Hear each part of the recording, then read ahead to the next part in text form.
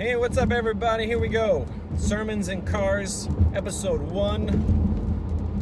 Normally we catch our sermons in churches, but I thought we'd try something a little different. All right, here we go. We're going to jump right into it. Acts chapter 16. There's this really cool story.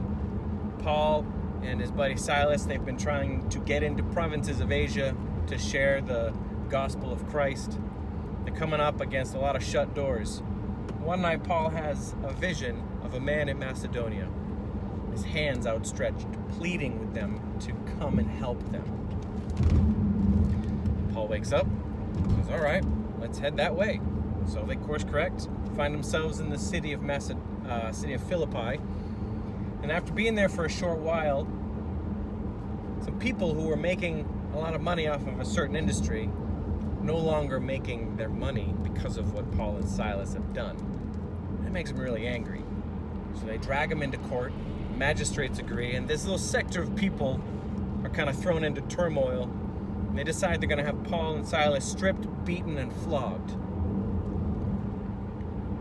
They tell the jailer to guard them closely. The jailer throws them into an inner cell, slaps chains on them, and boom, just like that. You're chasing after God. You're doing what you feel you should be doing. Maybe you're on a mission or whatever it is, and then just like that, stripped from you. You find yourself in the pit of despair. Anybody relate to that? Maybe. And when most of us would be angry and outraged and furious at what's happened, and I'm not saying Paul doesn't feel this tension in his body. I'm sure he probably does. The story says that at around midnight, they are singing hymns and praying to God, and that the other prisoners are listening to them. It's an amazing moment. In the midst of this violent episode, we have this really peaceful scene in a prison. It says what happens next. An earthquake happens. Prison doors are open wide. The shackles fall off the prisoners. Jailer wakes up. He thinks everybody's escaped, so he draws his sword to kill himself. And Paul's like, no, don't do it. We're all still here. Jailer is amazed, and so he comes over, falls down at the feet of Paul and Silas, says, what must I do to be saved? Amazing moment. Paul shares Jesus with him. Jailer washes their wounds, says that his entire household is baptized in the middle of the night, and that the next day when Paul's released, it says that he rejoices because the jailer had come to believe in God.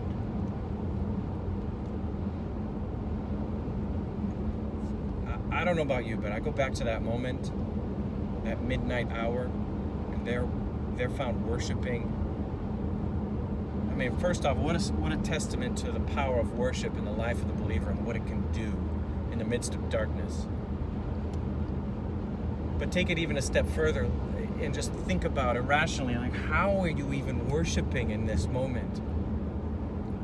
I mean, normally we'd all be like crying about our rights being stripped, and he was a Roman citizen, so first of all, they couldn't have done that to him, but they did. But he doesn't play that card.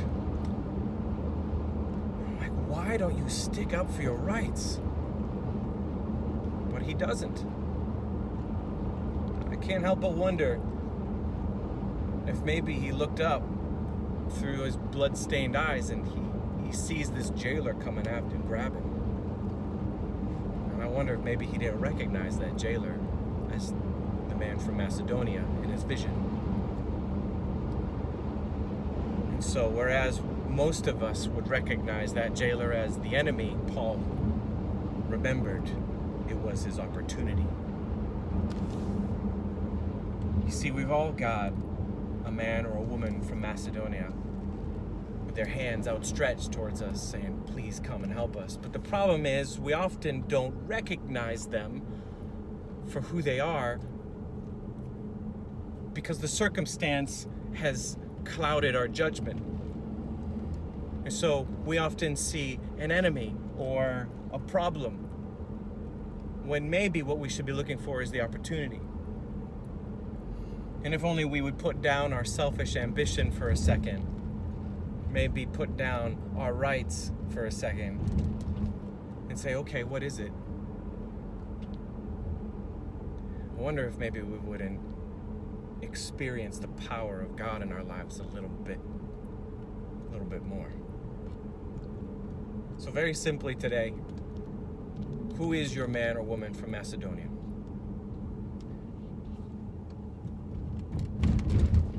May you have ears to hear, may you have eyes to see, and may your soul be bold. I want to caveat this by saying if you're in a situation and there's violence happening to you, you should probably stick up for your rights. This only applies really in the context of ministry in your life. Okay? You're not supposed to go take a beating. You know, if you're in an abusive relationship, get out of it, right?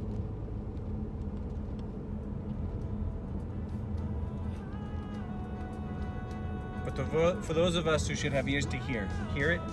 May you have eyes to see the man or woman from Macedonia.